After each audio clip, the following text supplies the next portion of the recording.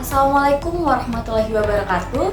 Sebelumnya perkenalkan saya Siti Diva Indriani dari Teknik Pertambangan Angkatan 2022 dari kelas A Indralaya dengan NIM 0302 1282 22709. Di video kali ini saya akan menjelaskan tentang pengenalan tambang terbuka sebagai tugas salah satu matkul yaitu tambang terbuka dengan dosen pengampu Pak Rosian Febrianto STMP. Topik bahasan yang ada di video kali ini ada 7. Yang pertama itu pengertian tambang terbuka, memilih metode penambangan, keuntungan tambang terbuka, kerugian tambang terbuka, endapan pada tambang terbuka, klasifikasi metode tambang terbuka, dan juga perencanaan tambang terbuka. Pada umumnya, penambangan itu memiliki 3 metode.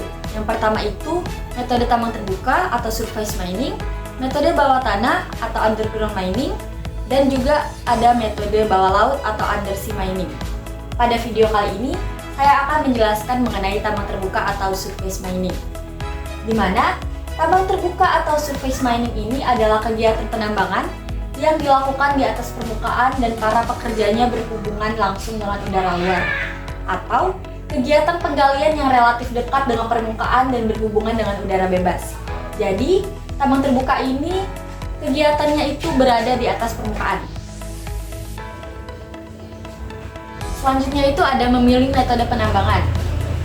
Sebelum memilih metode penambangan di antara 3 tadi, underground mining, surface mining, dan undersea mining, ada beberapa hal yang harus diperhatikan. Yang pertama itu ada metode penambangannya, di mana yang perlu diperhatikan adalah data mineralogisnya, karakteristik sifat fisik, kimia dan mekanik ore dan country rock. Lalu ada kondisi geologi, ukuran, bentuk dan lokasi endapan, dan juga ada grade serta penyebarannya, modal yang tersedia, material pembantu, dan juga manajemen tenaga ahli. Lalu hal yang harus diperhatikan selanjutnya itu ada efisiensi kerja, di mana yang harus diperhatikan itu ada tipe dan jumlah alat, koordinasi dan sinkronisasi peralatan, manajemen yang baik, serta buruh yang terlatih. Selanjutnya ada keuntungan dari tambang terbuka. Keuntungan dari tambang terbuka itu yang pertama, biaya operasi penambangannya lebih murah karena tidak memerlukan ventilasi dan juga penyanggaan. Yang kedua itu monitoringnya yang relatif simple karena pada tambang terbuka itu pemantauannya itu bisa dilakukan secara langsung melalui visual.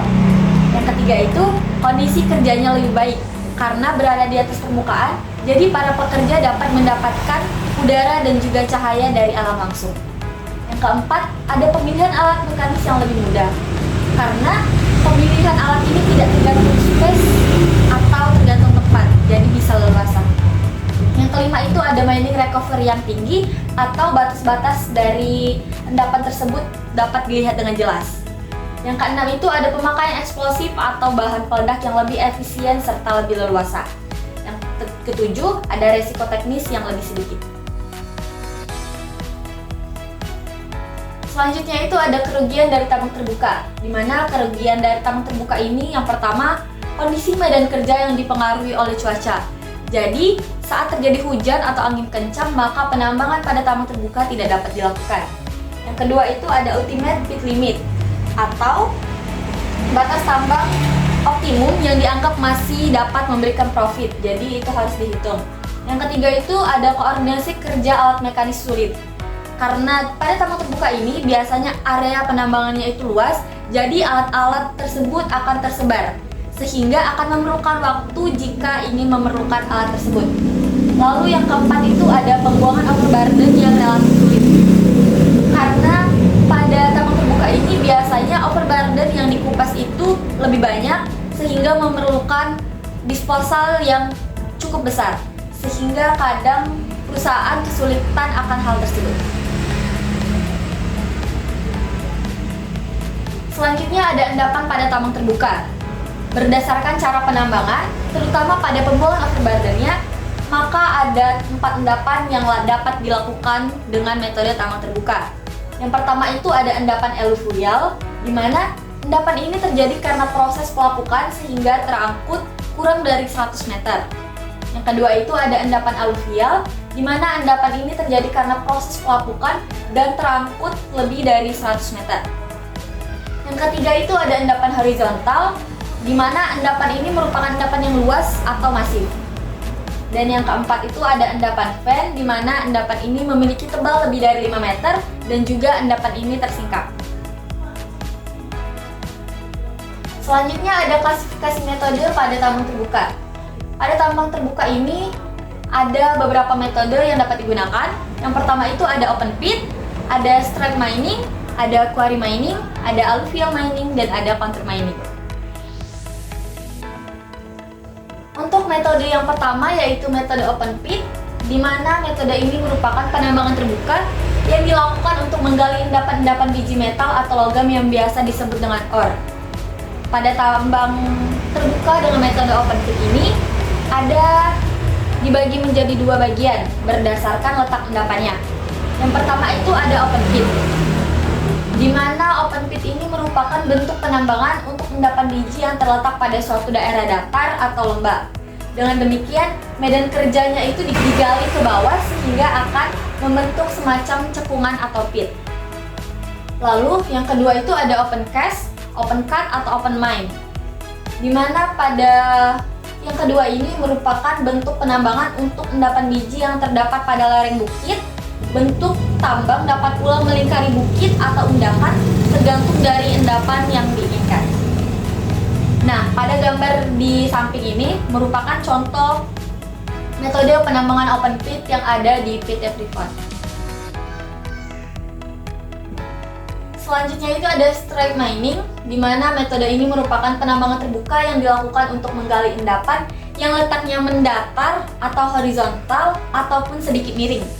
Metode ini sering diterapkan pada penambangan batu bara atau endapan garam. Nah, contoh di samping ini merupakan metode strike mining yang digunakan pada PTBA. Selanjutnya itu ada quarry mining, di mana metode ini merupakan penambangan terbuka yang dilakukan untuk menggali endapan non-logam atau bahan galian industri atau mineral industri seperti batu marmer, batu granit, batu andesit, batu gamping, dan lainnya. Nah, contoh gambar di samping ini merupakan penambangan quarry mining yang dilakukan di PT Semen Batu Raja. Selanjutnya itu ada alluvial mining, di mana metode ini merupakan penambangan terbuka yang dilakukan untuk menggali endapan aluvial atau placer, misalnya tambang biji timah, pasir besi, emas, dan lainnya. Contoh gambar di samping ini merupakan salah satu contoh penambangan alluvial mining yang ada di Bangka. Selanjutnya itu ada contour mining, di mana metode ini merupakan salah satu metode penambangan terbuka yang diterapkan untuk endapan yang tersingkap di lereng pegunungan atau bukit.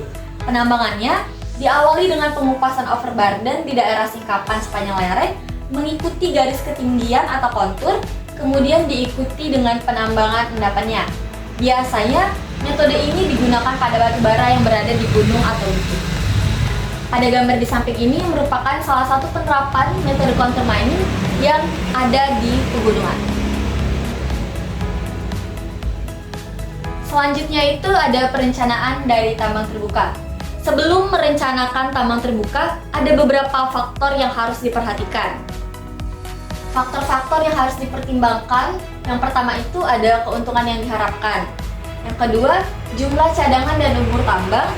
Yang ketiga, ultimate pit limit. Yang keempat itu ada kemiringan slope atau kemiringan lereng.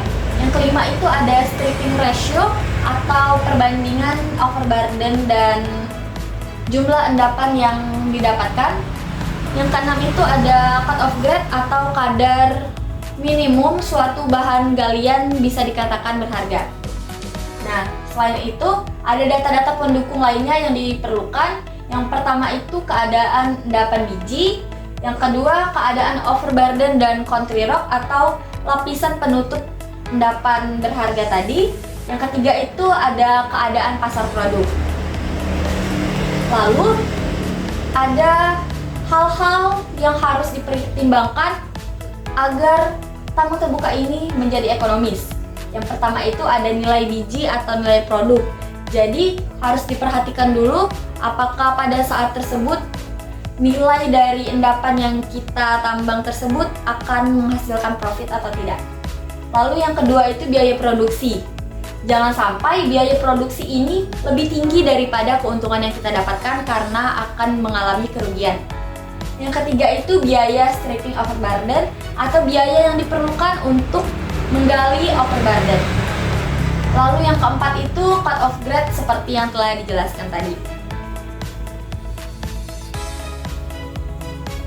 Baiklah, mungkin sekian video dari saya. Kurang lebihnya saya mohon maaf, kepada Allah saya mohon ampun. Semoga video ini dapat menjadikan pembelajaran bagi saya ke depannya. Sekian, terima kasih. Wassalamualaikum warahmatullahi wabarakatuh.